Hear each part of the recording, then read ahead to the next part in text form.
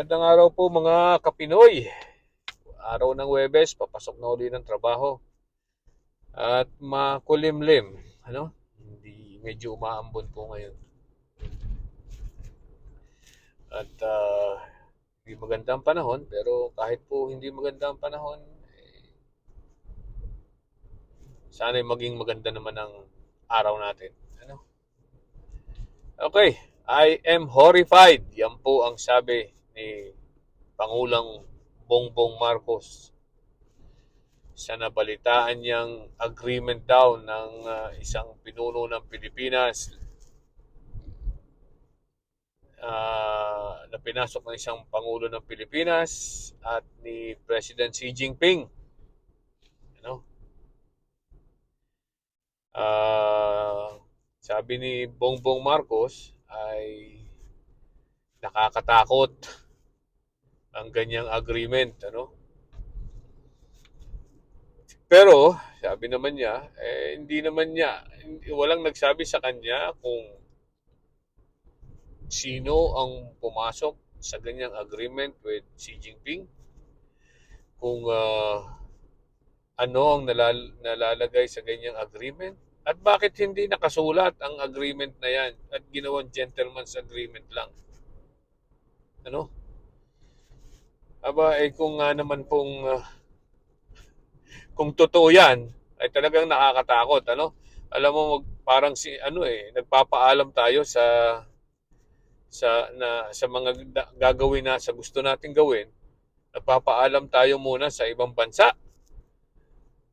Nagpapaalam tayo sa mga gusto nating gawin sa ating teritoryo. Oh my God. Para kang nagpapaalam sa kapitbahay mo pag may gusto kang gawin sa bakuran mo. Ano? Parang hindi magandang pakinggan. So, sabi naman ni Bongbong Marcos, kahit na noon pa man, ay sinabi na niya na kung meron man na nangyaring ganyan ay I am rescinding it now. So, pinabaliwala niya. Pero since palaging iginigiit ng China na meron daw ganyang agreement at kaya daw nila ginagawa ang pangaharas sa atin sa West Philippine Sea, ay dahil meron daw ngang pinasok na agreement ang ating isang presidente with Xi Jinping. Aba, siyempre nakaka-aburido yan, ano? So, sabi ni Bongbong Marcos ay pinatawag daw niya si ambassador ng China para mag-usap sila at nang maliwanagan kung ano ba yan, kung sino ang pumasok, kung kailan ipinasok yung agreement na yan, kung ano ang nalalaman sa agreement na yan. Ano? Mababalitaan po, maalala po natin na itong si Harry Roque na spokesperson ni Duterte noong panahong yun ay nagsalita na lately, siguro mga sa 2 linggo na nakakaraan, na nagsalita siya na itong si Duterte ang pumasok sa agreement with Xi Jinping. Ano? At ang agreement daw ay to maintain status quo sa Ayungin Shoal at West Philippine Sea. Ano? Ang ibig sabihin po noon ng status quo ay kung ano man yung naandon, wag nang ayusin, wag nang pagkandahin. Ano?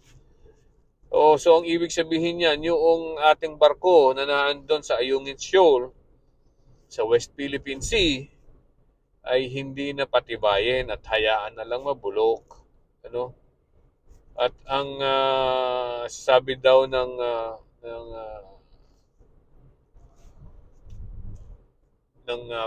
presidente natin noon, kung sino man yun, o si Duterte, ay pumapayag siya na i-maintain ang status quo.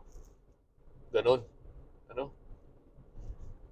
Pero nakakatawa po dito, ano? Isa ring naging spokesperson ni Duterte nung panahon ni Duterte, ay si Salvador Panelo. Ano? At sinasabi na hindi daw totoo na mayroong gentleman's agreement na pinasok si Duterte at si Xi Jinping tungkol dito. Hindi sabi ni Panalo, kinausap daw niya si Duterte at tinanong niya kung may pinasok bang ganyang agreement talaga. Ang sagot daw ni Duterte, I did not enter into any gentleman's agreement. So, sino nagsasabi sa dalawa? Sino ang nagsasabi totoo? At meron pa nga palang sinabi si Panelo na ang nagkakalat daw ng ganyang pamalita ay baka naghahanap lang ng publicity. Teka muna, sino bang nagpalaganap ng ganyang balita, At sino umamin? Ay di ba si Roque? Si Roque, na spokesperson din ni Duterte. Okay? So si Roque, sinasabihan ni Panelo si Roque na naghahanap lang ng publicity. Kawawa naman. Pero,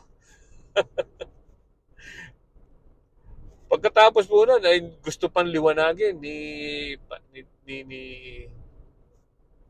Roque ang kanyang sinabi na totoo daw na sinabi. Totoo naman daw ang sinabi ni Panelo na walang gentleman's agreement sa Ayungin Shoal. Kung hindi, ay gentleman's agreement sa buong West Philippine Sea. Ganun din po yun. Walang pinagkaiba yun. Pumasok ka pa rin sa gentleman's agreement na pumapayag ka na humingi ng permisyo sa China sa mga gagawin mo dito sa Pilipinas. Yan po ay katulad na rin ng pagsusurrender ng ating soberenya. Sinusurrender natin ang ating mga karapatan na gawin ang mga gusto natin dapat gawin dito sa Pilipinas, sa China. Hindi po magandang paraan yan. Palagay ko, kaya ako sa akin lang. Sa palagay ko, totoong may gentleman's agreement na pinasok sa totoo lang na hindi yan isinulat at gentleman's agreement lang. Hindi yan isinulat kasi alam ni Duterte at alam ng mga administrasyon Duterte na mali yan. Alam nilang mali, pero gusto nilang i-appease o ibig sabihin wag galitin ng China. Ano ba kung magalit sila? Atin namang teritoryo ginagawa yan, At meron padalawang dahilan na kung bakit totoo yan, ay dahil sa, ang alam mo natin, noong panahon ni Duterte, inutusan niya ang AFP or Navy or Marines na bantayan lang ang territorial waters ng Pilipinas. Huwag munang pakialaman ang ating exclusive economic zone. Di ba?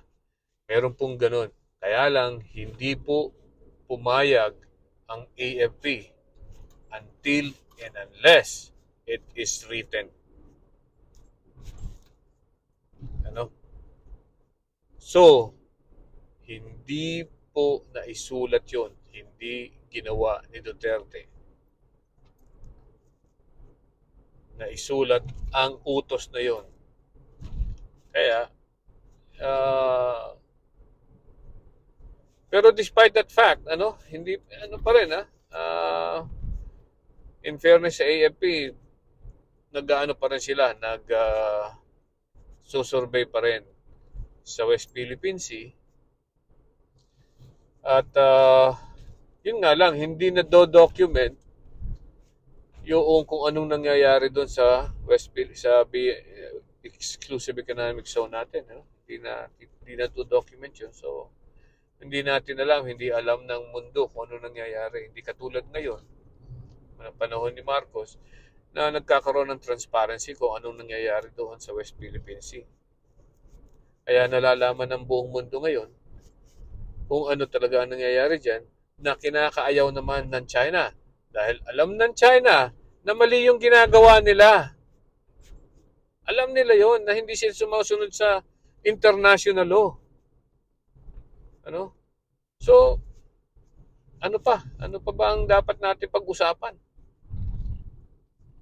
Diba?